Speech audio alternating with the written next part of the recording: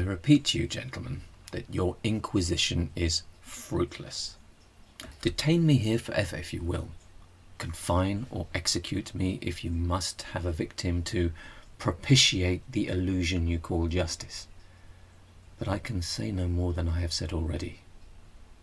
Everything that I can remember I have told with perfect candour.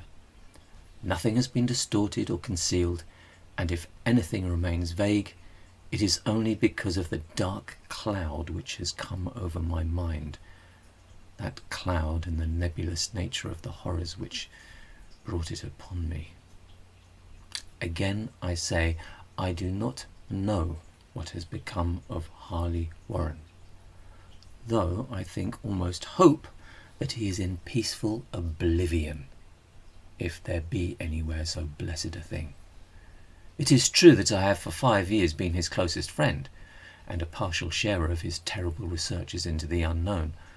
I will not deny, though my memory is uncertain and indistinct, that this witness of yours may have seen us together, as he says, on the Gainesville Pike, walking toward Big Cypress Swamp, at 11:30 on that awful night. That we bore electric lanterns, spades, and a curious coil of wire with attached instruments, I will even affirm, for these things all played a part in the single hideous scene which remains burned into my shaken recollection. But of what followed, and of the reason I was found alone and dazed on the edge of the swamp next morning, I must insist that I know nothing save what I have told you over and over again. You say to me that there is nothing in the swamp or near it which could form the setting of that frightful episode. I reply that I know nothing beyond what I saw. Vision or nightmare it may have been. Vision or nightmare I fervently hope it was, yet it is all that my mind retains of what took place in those shocking hours after we left the sight of men. And why Harley Warren did not return, he or his shade or some nameless thing I cannot describe, alone can tell. As I have said before, the weird studies of Harley Warren were well known to me, and to some extent shared by me. Of his vast collection of strange, rare books on forbidden subjects, I have read all that are written in the languages of which I am master. But these are few as compared with those in languages I cannot understand. Most, I believe, are in Arabic, and the fiend-inspired book which brought on the end, the book which he carried in his pocket out of the world, was written in characters whose like I have never seen elsewhere. Warren would never tell me just what was in that book.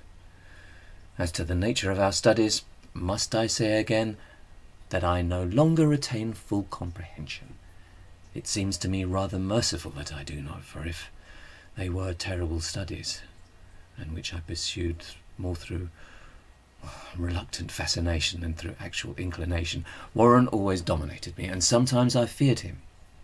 I remember how I shuddered at his facial expression on the night before the awful happening, when he talked so incessantly of his theory why certain corpses never decay, but rest firm and fat in their tombs for 1,000 years.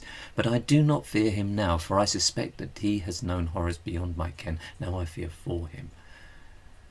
Once more, I say I have no idea of our object on that night. Certainly, it had much to do with something in the book which Warren carried with him, but I swear I do not know what we expected to find. Your witness says he saw it at 11:30 on the Gainesville Pike. This is probably true, but I have no distinct memory of it. The picture seared into my soul is of one scene only, and the hour must have been long after midnight, for a waning crescent moon was high in the vaporous heavens. The place was an ancient cemetery, so ancient that I trembled at the manifold signs of immemorial years. It was in a deep, damp hollow, overgrown with rank grass, moss, and curious creeping weeds, and filled with a vague stench which my idle fancy associated absurdly with rotting stone. On every hand were the signs of neglect and decrepitude, and I seemed haunted by the notion that Warren and I were the first living creatures to invade a lethal silence of centuries. Over the valley's rim, that waning crescent moon peered through the noisome vapours that seemed to emanate from unheard-of catacombs, and by its feeble, wavering beams I could distinguish a repellent array of antique slabs, urns, cenotaphs, and mausolean facades, all crumbling, moss-grown, and moisture-stained, and partly concealed by the gross luxuriance of the unhealthy vegetation. My first impression of my own presence in this terrible necropolis concerns the act of pausing with Warren before a certain half-obliterated sepulchre, and of throwing down some burdens which we seemed to have been carrying. I now observed that I had with me an electric lantern and 2 spades, whilst my companion was supplied with a similar lantern and a portable telephone outfit. No word was uttered, for the spot and the task seemed known to us, and without delay we seized our spades and commenced to clear away the grass, weeds, and drifted earth from the flat, archaic mortuary.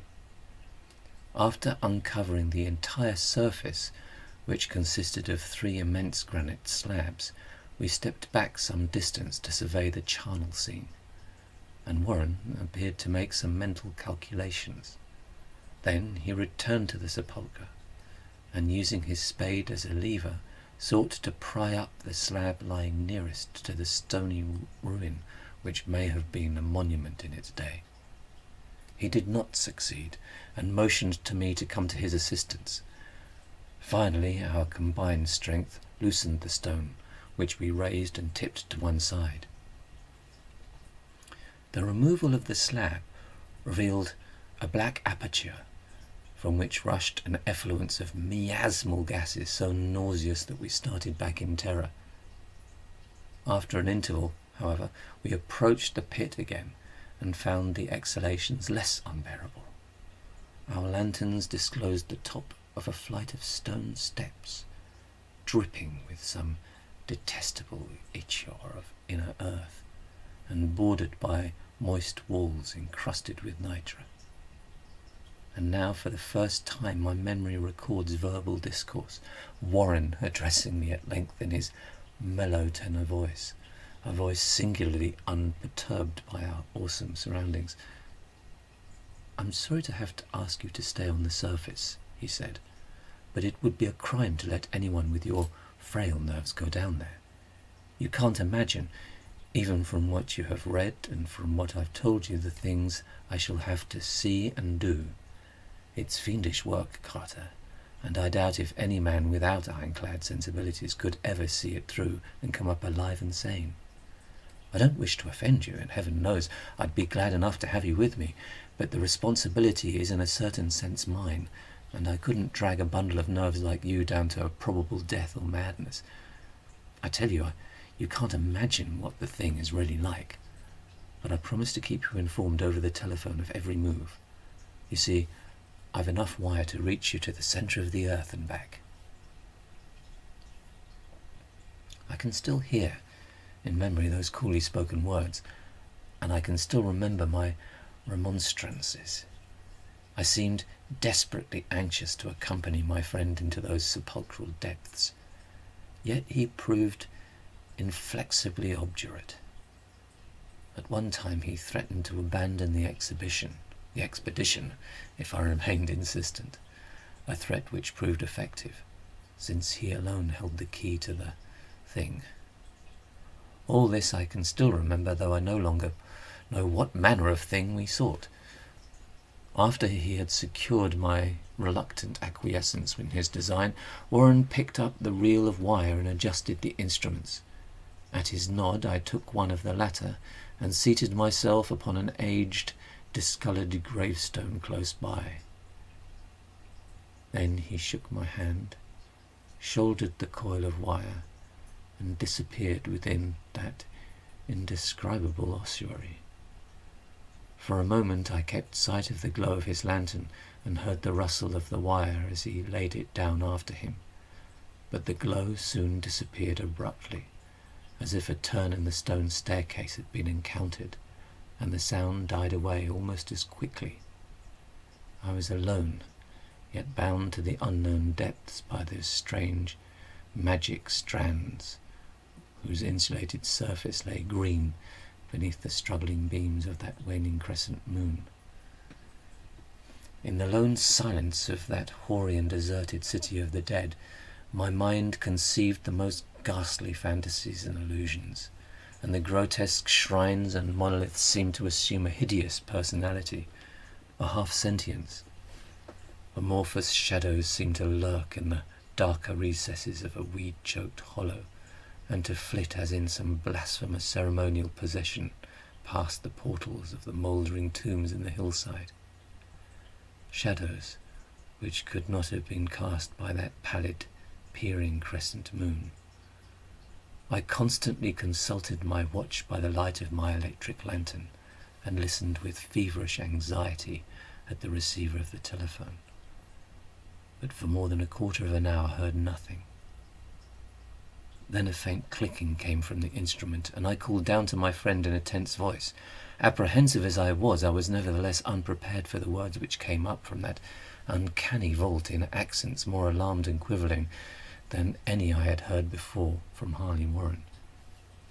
He, who had so calmly left me a little while previously, now called from below in a shaky whisper more portentous than the loudest shriek.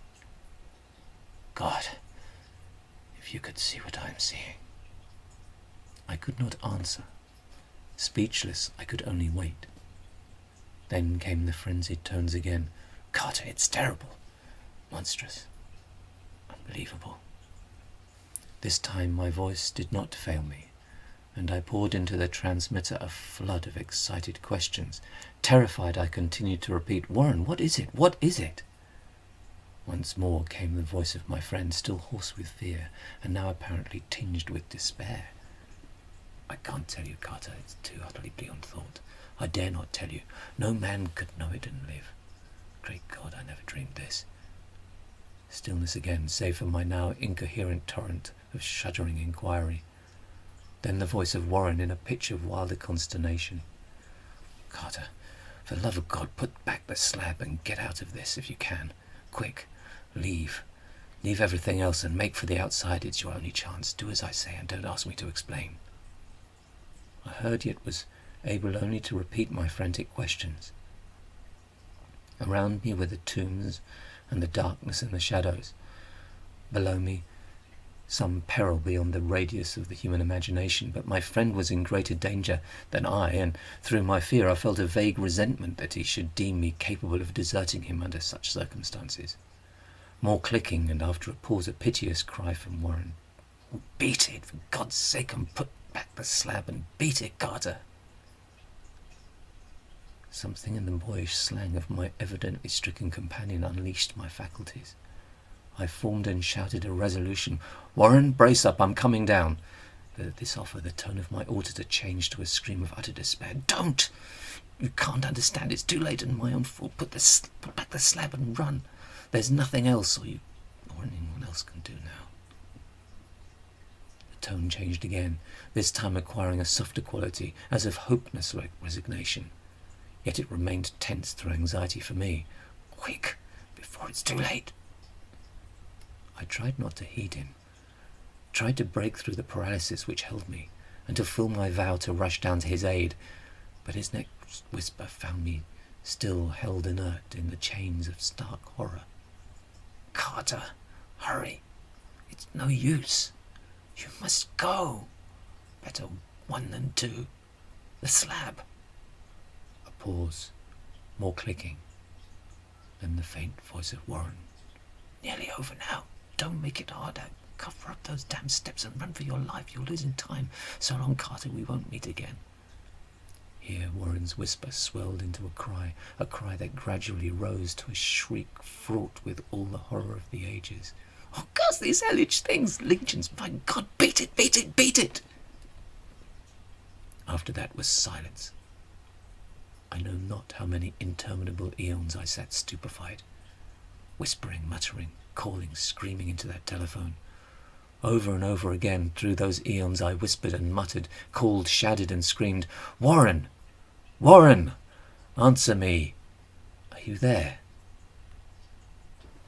And then there came to me the crowning horror of all, the unbelievable, unthinkable, almost unmentionable thing. I have said that eons seemed to elapse after Warren shrieked forth his last despairing warning, and that only my own cries now broke the hideous silence, but after a while there came a further clicking in the receiver, and I strained my ears to listen. Again I called down, "Warren, are you there?" And in answer heard the thing which has brought this cloud over my mind. I do not try, gentlemen, to account for that thing, that voice, nor can I venture to describe it in detail, since the first words took away my consciousness and created a mental blank which reaches to the time of my awakening in the hospital. Shall I say that the voice was deep, hollow, gelatinous, remote, unearthly, inhuman, disembodied? What shall I say? It was the end of my experience and is the end of my story. I heard it and knew no more. Heard it as I sat petrified in that unknown cemetery in the hollow, amidst the crumbling stones and the falling tombs, the rank vegetation and the miasmal vapours. Heard it well up from the innermost depths of that damnable open sepulchre as I watched amorphous necrophagous shadows dance beneath an accursed waning moon. And this is what it said. "You fool. Warren is dead."